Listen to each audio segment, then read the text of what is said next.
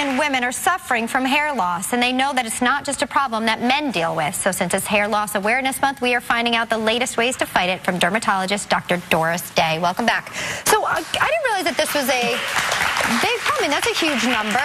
Is it all ages of women, and how do they lose it differently than men? So both men and women lose hair loss. Up to 30 million women suffer from hair loss. And just to give you a number, up to 50% of women by the age of 50 will have complained of hair thinning. Yeah, but they're not bald the way men are. They don't get bald the same way. That's a great point. Is that a pattern? Yeah. Men and women do have different patterns. So the male pattern hair loss is that they start to lose in the temple region, then the crown, and then it all kind of meets up, and they typically go completely bald at times. Okay. For women, they tend to keep the frontal hairline, and you see a widening of the part, and then the crown kind of thins out over time. But you don't tend to go completely bald in the same way. Are the causes the same for both men and women? So genetics is the biggest cause for both men and women, so that is true, but it's a different underlying genetic hormonal pattern for women and for men. So sometimes for women it can be like polycystic hormonal disease, it can be pure genetics. There's also different types. We have some before and afters. This is stress shedding, and this is really not a true hair loss. It's when you go through a stress like childbirth or chemotherapy or a major life event. You can have shedding about 3 months later.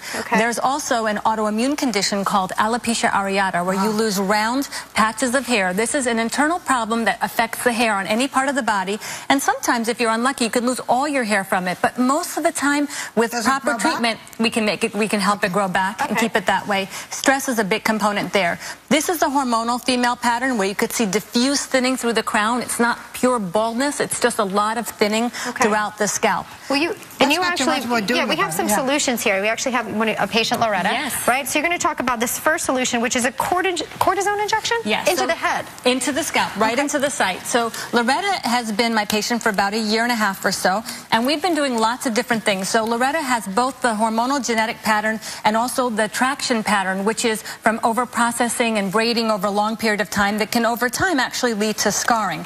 And what we've been doing is we've been doing a combination of all the things we're going to talk about today. You give injections for this? We do cortisone injections, which is pure anti-inflammatory. Does it hurt? Does it hurt? Not at all. Not at all. Really? No. She has so much hair growth. Once a month for 4 months, and then once every 4 months. So I go right into the scalp. And now, right there. Does this just stop hair loss, or does it cause hair to grow back? Both. Both. Get out of town. And that's it. How expensive? This is covered by insurance. And it's you do covered it by how insurance. often? Once a month for about 4 months, and then once every 4 months. Do men and women respond the same way to this treatment? Well, everybody responds the way they will. We do it for both men and women, but this is also the main treatment for that alopecia areata, that genetic, the autoimmune pattern of hair loss. But I do it for the other types of as well. Now. That looks great. Yeah, she does. She did great. Thank you, Loretta. Thanks, Loretta. Do most dermatologists know how? You know, this is the first time I've heard of this. Do most dermatologists know about this? Yes, it's very commonly done, but mostly we do it for that autoimmune pattern.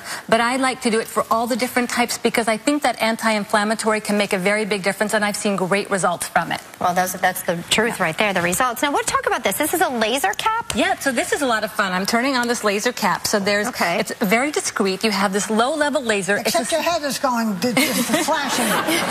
It stops traffic lights. Exactly.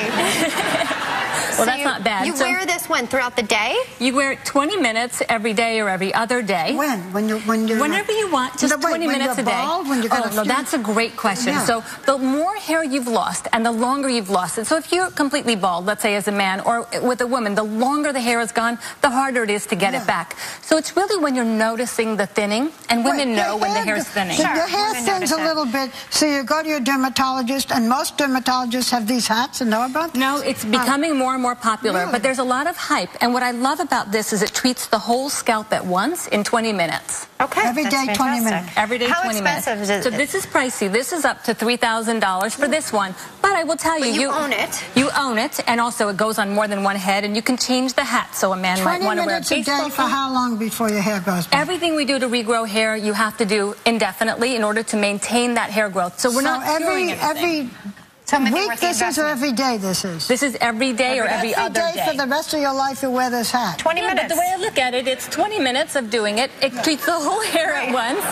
And when you have funny a with hat, looks funny with a ball gown, but that's okay. No, I mean, if you're losing your hair, you want a solution, and if that happens to be it, let's talk over the counter. Are there solutions that truly work? Yes. And then I have a question too. The stuff that makes your lashes grow, yes. Does that, if you just put that on your part where it's thinning, will that work? So Latisse, that's by Matapros. They're actually doing clinical trials now. You can also buy it over the counter. The over-the-counter, I would be hesitant about. You'd have to be careful what you're getting. I use it all the time, and my eyelashes have grown. You're using a good one. That's good. But the one that the reason why I like the prescription one is that it's been tested for the eyes, and so if I'm using a product on my eyelids and eyelashes, I want something that's FDA approved. Yeah, over-the-counter is cheaper. Well, sorry. I actually think that they're pretty close in price. Okay. So there's Rogaine for men.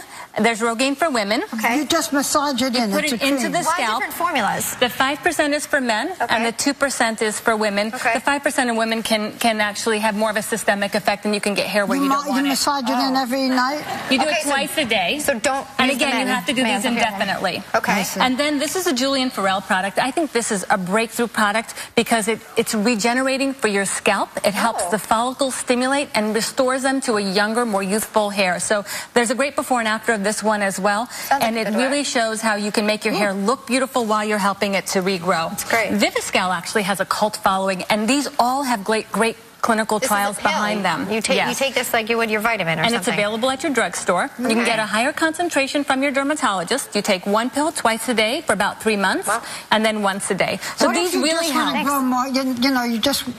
Should the ordinary person take it? Yes. The Viviscal and the Julian Farrell is for ordinary. These are more for if you have true hair thinning. Thank you, Dr. Day. Thank you. All great solutions. We want to thank Dr. Doris Day one more time, and we'll be right back.